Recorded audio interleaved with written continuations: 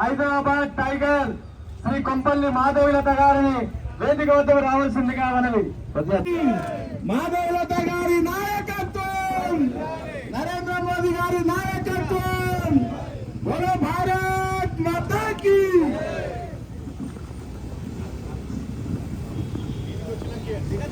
పెద్దలు కిసాన్ మోర్చా ప్రధాన కార్యదర్శి పూలమాలతో వారిని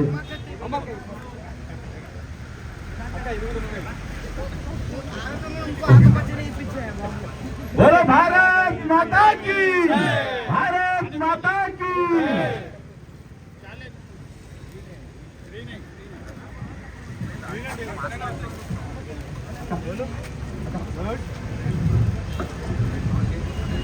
మన హైదరాబాద్ ను గడగడనిసిన శ్రీ కొంపల్లి మాధవీలత గారికి మనం కలతలతో స్వాగతం చేద్దాం.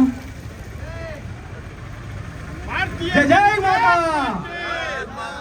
జై జై మాతా, మాధవీలత అక్కగారికి జిందాబాద్, మాధవీలత అక్కగారికి జిందాబాద్. భారతీయ జనతా పార్టీ జై జవాన్ జై కిసాన్. దేశానికి స్వాతంత్రం వచ్చినప్పుడు జవాన్ అంటే సైనికుడు, కిసాన్ అంటే రైతు, వీళ్ళిద్దరూ మన దేశానికి వెన్నుపూస.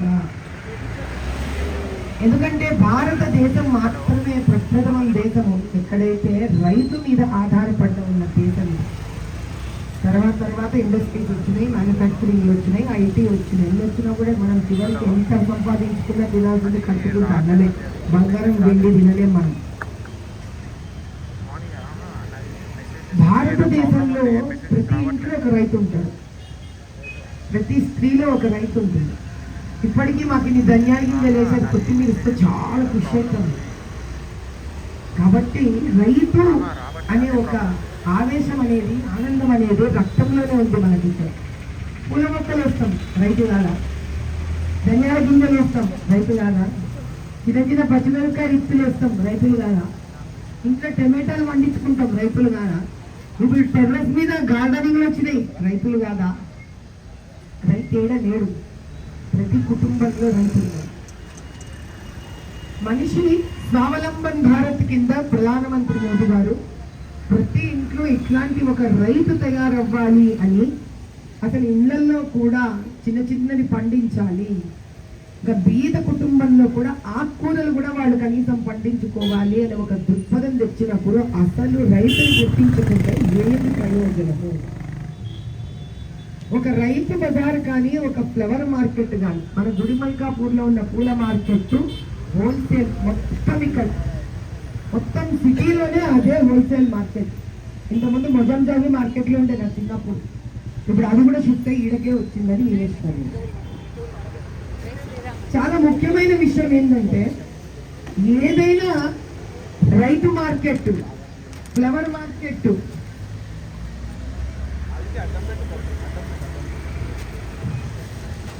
ఏదైనా రైతు మార్కెట్ అయినా, ఫ్లవర్ మార్కెట్ అయినా, కూరగాయల మార్కెట్ అయినా గలీజ్గా ఉండాల్సిన అవసరం ఏముంది? ఎందుకు ఉండాలి? 21వ శతాబ్దం వచ్చినప్పుడు మాల్స్ అందంగా ఉంది కదా, సినిమా థియేటర్లు అందంగా తయారైపోయినాయి కదా. రైతు బజార్లు, ఫ్లవర్ మార్కెట్లు ఎందుకు అందంగా అయితే లేవు? ఎందుకు అక్కడ మంచిగా రోడ్లు రాకూడదు? ఎందుకు షాపులంతా నీట్గా ఒక పద్ధతిగా ఉండకూడదు? రైతులకి మరి బాత్రూమ్ వస్తే ఏడవాలి, రైతు కూర్చున్నాడు అక్కడ ఫ్లవర్ మార్కెట్లో. ఇప్పుడు అంకెలా కడుపు నొప్పి వచ్చే, తలనొప్పి వచ్చే చెప్పొస్తుందా బాధ? మరి రైతు బజార్లో, ఫ్లవర్ మార్కెట్లో ఒక దవాఖాన ఉండాలా వద్దా? మనకి లేదు. కనీసం ఒక ఎమర్జెన్సీకి ఒక రూమ్ కూడా ఉండాలి. సడన్ గా అపెండిసైటిస్ నొప్పి వస్తుంది, ఏడవతాడు. సడన్ గా కార్డియాక్ ఏం చెప్పొస్తుందా? గుండె నొప్పి. ఒక్కళ్ళు ఉండరు, ఇద్దరు ఉండరు. మరి వీళ్ళేమైనా ఊరుకుంటున్నారా? వీళ్ళు మరి 1% తీసుకుంటున్నారు కదా వీళ్ళ దగ్గర నుంచి. అందులో సగం తీసుకొచ్చి మళ్ళీ నీట ఖర్చు పెట్టాలి కదా. తాగడానికి మంచినీళ్ళు లేవు,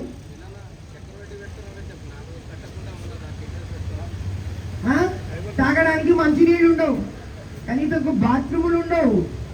దీనికి మళ్ళీ దళారులు ఉంటారు మధ్యలో.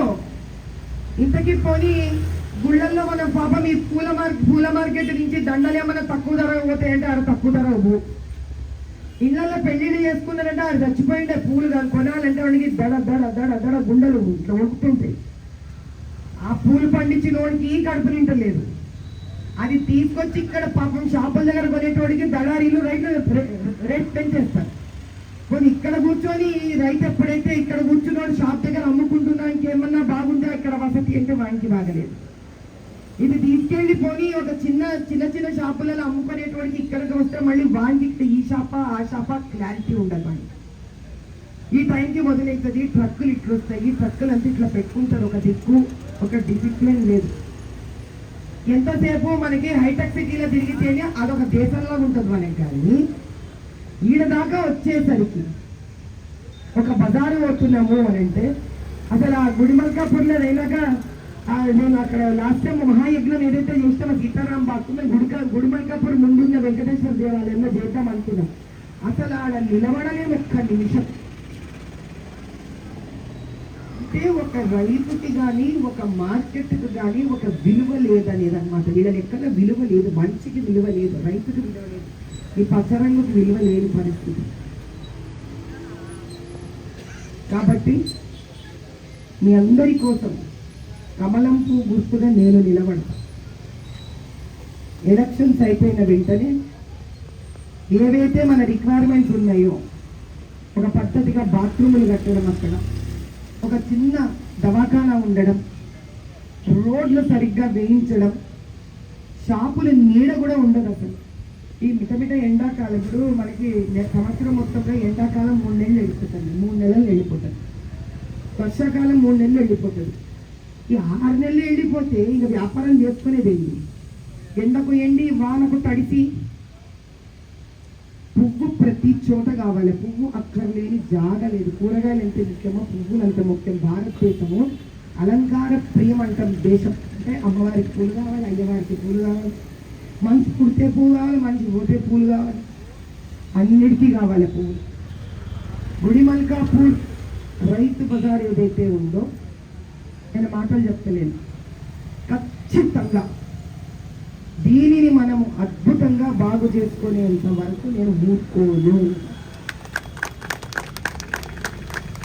మోదీ సెంట్రల్ గెలుస్తాం కాబట్టి మోదీ సర్కార్తోనే మాట్లాడుకోవాలి కాదు, నేను ఇక్కడ కూడా మాట్లాడతాను. ఇక్కడ చీఫ్ మినిస్టర్ ముఖ్యమంత్రితో కూడా నేను మాట్లాడతాను. కానీ చాలా ముఖ్యమైన విషయం మనం అందరం గుర్తుపెట్టుకోవాల్సింది ఏంటంటే हम अपने आवाज को बचाना है और जिताना भी है. అంటే ఈ గొంతులో ఏ మాట పవర్ అయితే నాకుందో అని గెలిపించుకోవాలి. ఇంకా మనం ఎలక్షన్ల వరకు పోయి మే 13కు పోకముందే తడిసిపోతున్నారు తడిసిపోయేటోళ్ళు. ఇక్కడ అన్ని రకాల తడిసిపోయినారు వీళ్ళు. ఇక ఎంత భయంకరం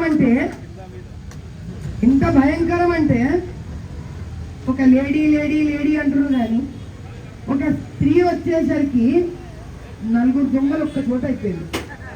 అంటే ఒక్కడు గెలవలేమంట మనని, ఒక్కడు మనని గెలవలేడు, 4 గెలవాల్సి వస్తుంది, 4 గెలవాల్సి వస్తుంది. అప్పుడు కూడా గెలుస్తామని నమ్మకం లేదు. అది శక్తి పవర్ అండి. ఎంబీటీ ఇల్లు గుద్దుకొని వచ్చిండ్రా, కలిసి పాడు కూడా కలిసిపోయింది ఇప్పుడు. అంటే దీంట్లో 2 విషయాలనే మనం తెలుసుకోవాల్సింది. అసలు ఎప్పుడు వీళ్ళు కొట్లాడుకుంటుండ్రా నిజంగానే,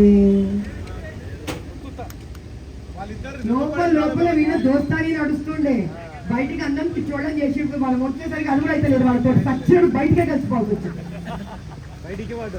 బయట పడిరు అందరు కలిసి. అంటే మనం గుర్తు పెట్టుకోవాల్సింది ఏంటంటే ఎవడినైనా నిలబెట్టండి. 40 ఏళ్ల తర్వాత బట్టలు కొట్టి మనం నెగ్గుకోకపోతే మన కోసం మీకోసం నిలబడే నా గొంతుకి కనుక బలాన్ని ఇంకా ఇవ్వాల్సింది. నేను వేరేలాగా ఇవ్వకపోతే అలా ఇవ్వవలసిందే అనే మాట్లాడతాను అంతే. అయిపోయి చాలా చూసేసినాం మనం. ఇక వేరే మాట్లాడలేదు. విప్ అంటారు తెలుసా, విప్ అంటే ఏంటో తెలుసా? వీళ్ళు అసెంబ్లీకి పోయే ముందు పెద్ద మనిషి డిక్లేర్ చేస్తాడు, నేను చెప్పింది చెప్పాలి, మీరు ఎవరు వేరే చెప్పొద్దు అని. అంటే నేను విప్ అంటున్నా, అందరూ వేయాల్సిందే. కమలం పువ్వుకి మనం వెయ్యవలసిందే ఓటు, కమలంని మనం గెలిపించుకోవాల్సిందే. अरे तूने आज तक मेरे लोगों को किया तंग, अरे तूने आज तक किया मेरे लोगों को तंग, अभी देखते रहो मेरे लोग आ रहे काटने तेरे पतंग।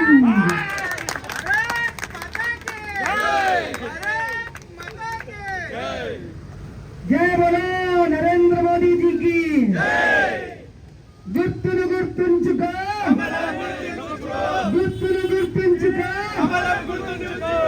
అది ఈసారి రైతులందరూ ప్రతి ఒక్కడు రైతే, నేను రైతే, నువ్వు రైతే, వ్యత్యాసం లేదు, తేడా లేదు.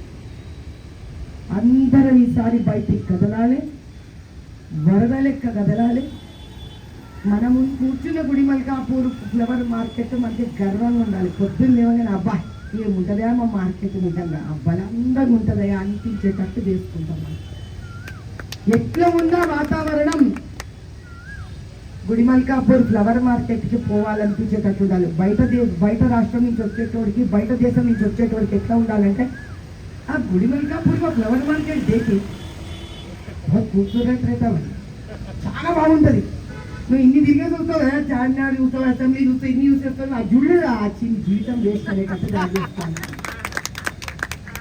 అదంతట కష్టం కాదు. ఇంతకుముందు ఏమైనా హైటెక్ సిటీ ఉండిందా?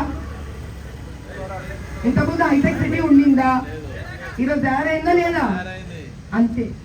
నరేంద్ర మోదీ గారి ఆధ్వర్యంలో గుజరాత్ ఈరోజు ప్రతి గల్లీ గల్లీ చూడడానికి ముచ్చటగా తయారైనప్పుడు ఒక్క కాన్స్టిట్యుయెన్సీ తయారు చేసుకోలేమా మనం? ముందు గెలుచుకోవాలి, దాని తర్వాత చేసుకోవాలి. కథ అబ్కి బార్ वो भी हैदराबाद से और बार बार वो भी बार बार हैदराबाद से। जय बोला भारत माता की जय जवान, जय जवान, जय किसान, जय जवान, जय किसान।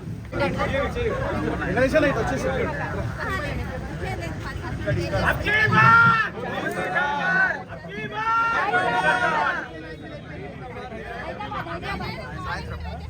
बार, हैदराबाद